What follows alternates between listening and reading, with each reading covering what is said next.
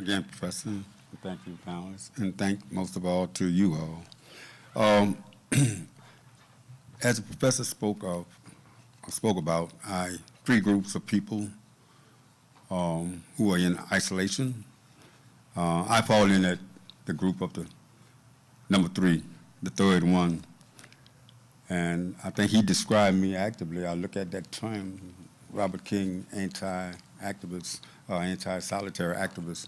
Well, of course, I'll take that title because I am anti-solitary, and for many reasons. I'll give you a few of those reasons. As the professor spoke of, I belong to a group, or we became known as the Angola Three. The Angola Three were three men who were sentenced to Louisiana State Prison in the early 70s for their political activism. They were sent to the Louisiana State Penitentiary in Angola, Louisiana, and they continued their political education. Many of them had become activists. All of us, rather, had become activists, and there were many more, but some of us had become activists, and we decided to take our activism further. We decided that being placed in solitary confinement, of course, the history of, if you know anything about A3, you know that the history of Angola 3, the three men who were charged in crimes, separate crimes, they were subsequently exonerated from these crimes. However, nevertheless, years earlier, as a result of being sent to prison and placed in solitary confinement, they were kept there for over 100 years, totally. As a professor pointed out, I did only 31 years in prison, 29 in solitary. Of course, you have to know about the solitary in Angola. Solitary in Angola is you're in a 6 by 9 by 12-foot cell for 23 hours a day, 7 days a week, sometime. All the time, 7 days a week. Sometimes you got an hour out, but every day you did not get an hour out because for security reasons, they had to come through the shakedown. You only have 12 hours in the course of a day, daylight, you know, and you could not shower if there were 15 men on a tier being let out an hour at a time, single. You could not cover every individual in one day. But in any event, we were held in isolation for 23 hours a day, 7 days a week. And we decided to, of course, we were forced into activism. We understood the reason why we were in prison, because we were subsequently all exonerated after many, many years, a decade. We had reasons to resist. All the evidence showed that we were actually innocent of the crime and that we were framed, and only we were targeted because we were avowed members at that time of the Black Panther Party, right? Which we never denied that. But the fact is that I wasn't in prison. The crime in which my two comrades, my two friends were subsequently charged with, and which it was the death of a correctional officer, even though all evidence showed that they did not commit the crime, and again, they were subsequently exonerated. They were charged in this crime. They were in prison when it happened, but I was 150 miles away. I was not even in Angola State Prison when this murder happened. I had never met the man in my life who was killed, allegedly killed. However, nevertheless, when they sent me to prison, they sentenced me, not what the judge did. He sentenced me to a certain amount of years.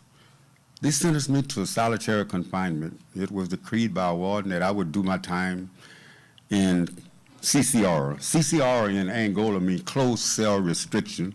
And again, it's a 6 by 9 by 12-foot cell where you are there 23, sometime 24 hours a day. And it was for 29 years that I was habitated in such a small space. What did I do? People want to know whether or not I have psychological problem, whether or not I am crazy. How did you not go insane? And I sort of look at them and I tell them, you know, hold up, wait a minute. I did not tell you I was not insane, because I don't think anyone could go through. I didn't mean that I was psychotic or anything like that, but I noticed that being placed in an environment such as a 6 by 9 by 12 foot cell, 23, sometimes 24 hours a day, no matter how it may appear on the outside, you are insane. I noticed some differences for 6 months after I was in solitary confinement. I noticed some physical difference. Of course, I exercised and got that straightened out, but I noticed some other differences and so forth. But these are the type of things that we had to overcome. We filed writs, you know. We did some things to minimize our condition.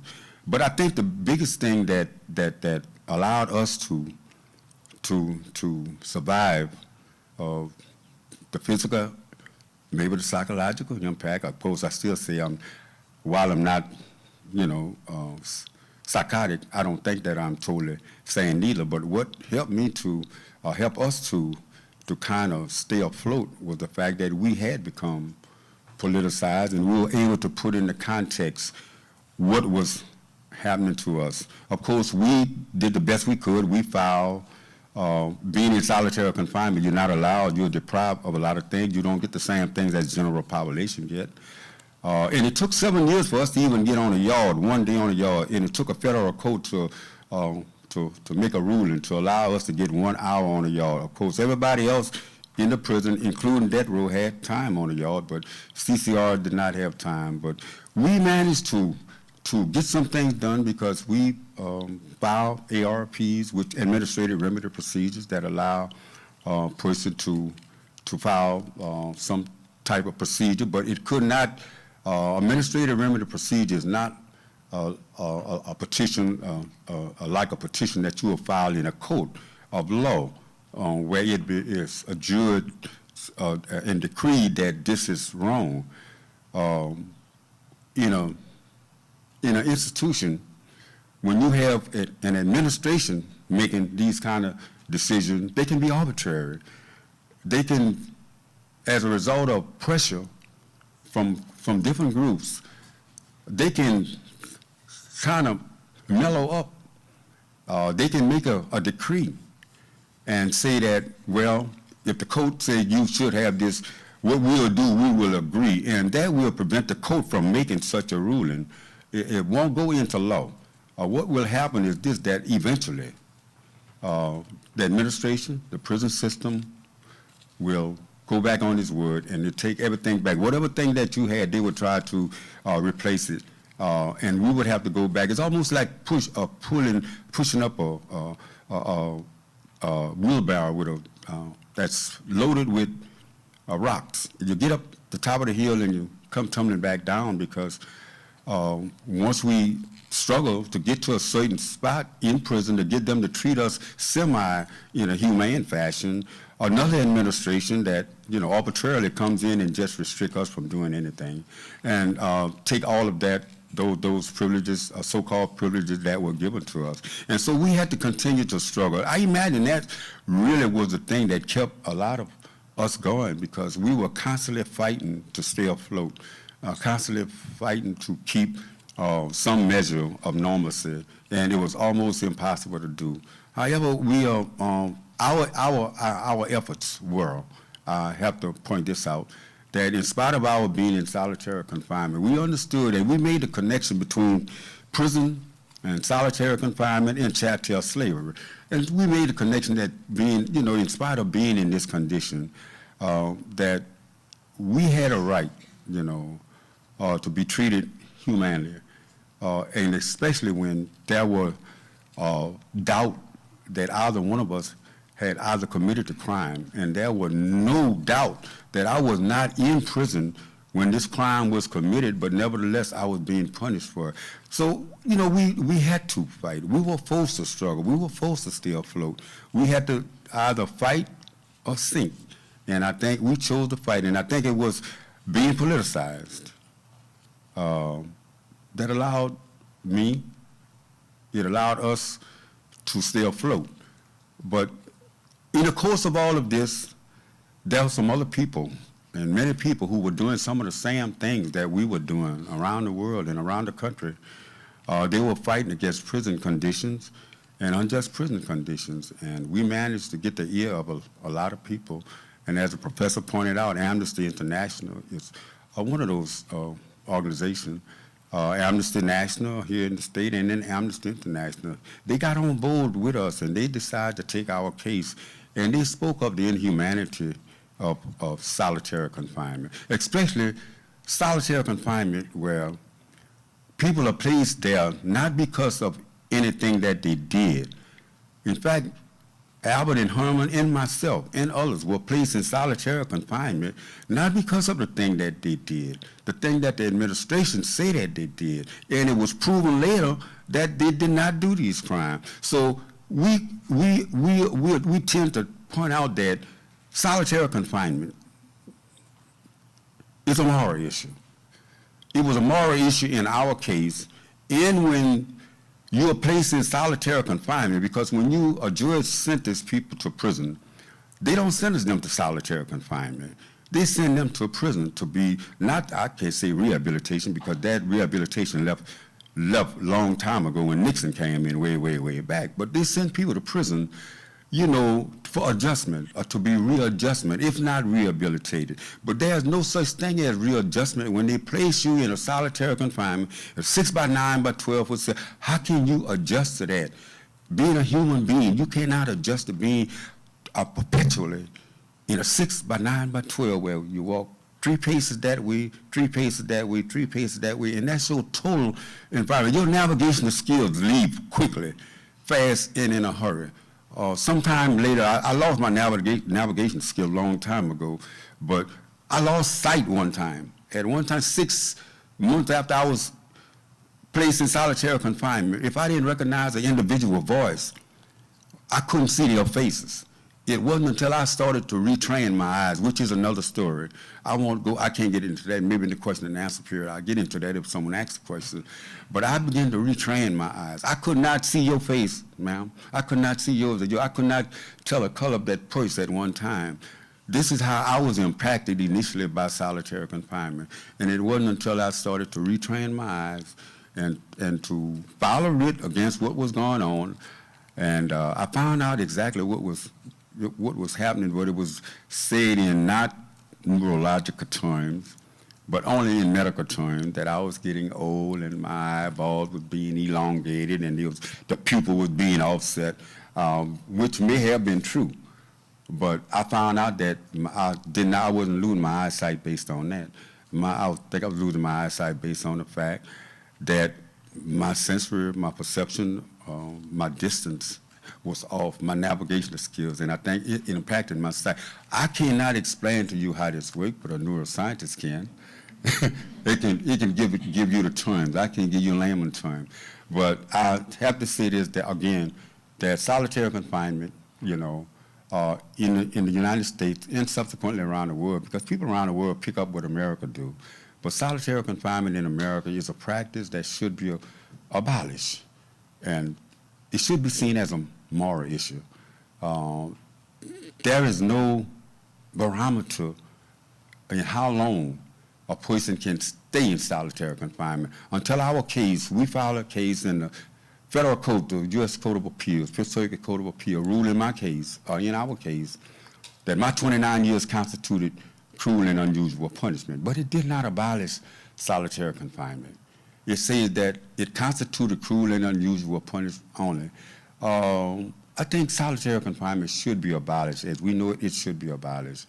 I think that's the focus, because solitary confinement, it deranges people. It causes people to, if they're not psychotic, to tend to be psychotic come into play. It maladjusts individuals. I was sent out of prison into society, because when the court overturned my case and reversed my issues, say that I was innocent, I had made all kinds of showing of innocence, I walked out of prison the same day the court reversed my issue. Now, some might say, well, that's validation, you was justified, but it wasn't. I had did 31 years in prison and 29 in solitary confinement for a crime in which I hadn't committed. And from that day on, when I left Angola, I said I might be free from Angola, but it never would be free of me. I made the promise that I would focus on solitary confinement. It impacted me personally, and if it impacted me personally, I can imagine how it was for other people. I know for Herman and Albert, who was subsequently exonerated from the crime in which they were charged with, and there are so many other people who are not in the spotlight, who did not have the focus and did not get the support or have the support that we had, that did the time in prison, died in prison, and some are still in prison. And so the focus on solitary confinement for me, that is a commission for life, because there are other people in solitary confinement, in prison, not just in America, in Louisiana, but around the world. There are people in prison who are unjustly there, and their cases need some light shed on it. I think the thing that we are doing, and Dr. Sigmund and the rest of the team are doing, I think what we are doing is adequate. I think it's incremental, but it's out there. I think people are getting the idea that prison, especially solitary confinement, is an issue that is immoral. It is unjust, and it should be abolished. Thank you.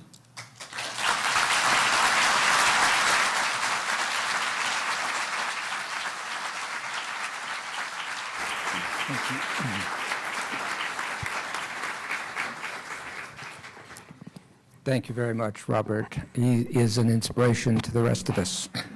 And by the way, don't judge the impact of solitary confinement by the resilience that Robert has shown, despite the fact that he has paid a heavy price in terms of its impact on him. There are others that are much more impacted.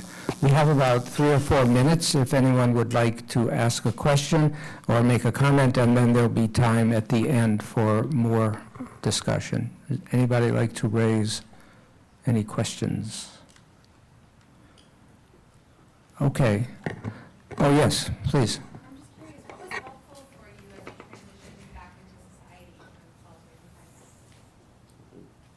what was helpful for you as you transitioned back into society from solitary confinement? What was helpful to transcend back into society? Well, by this time we had developed sort of like a regional and a local following. People had learned of our case and had gotten on board and had decided to advocate on our behalf. So it was these folks.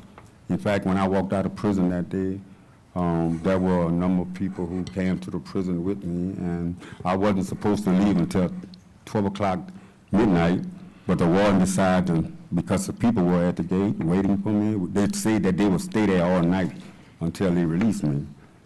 They decided to release me early. So we had people who were, who were advocating for us and who were in our corners. Thanks for the question.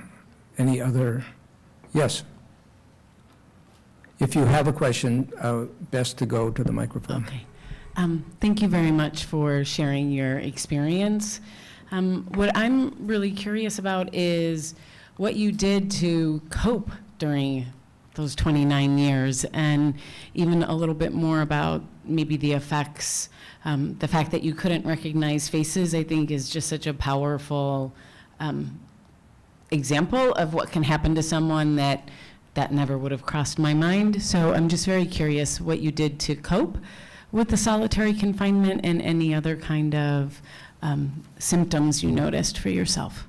Well, as I pointed out, I had become politicized. I had put in context exactly what was happening and why things were happening with me. So being able to place that in context, I was able to weather the storm. And the fact also, I made note, once I became politicized, I made note that even though I was in prison unjustly, I would not allow prison to get in me. And so I worked at not allowing prison to be in me. And as a result of as a result of that, I worked at that. It's not easy because prison definitely, you can become institutionalized in prison. It is meant to become institutionalized. So I worked at it. We worked at not becoming institutionalized, and I think that in itself, our being politicized kind of aided us in this. I think we'll have to move on, but perhaps, and there will be time at the end, and in addition, we will wait outside. But I would like to offer another round of applause.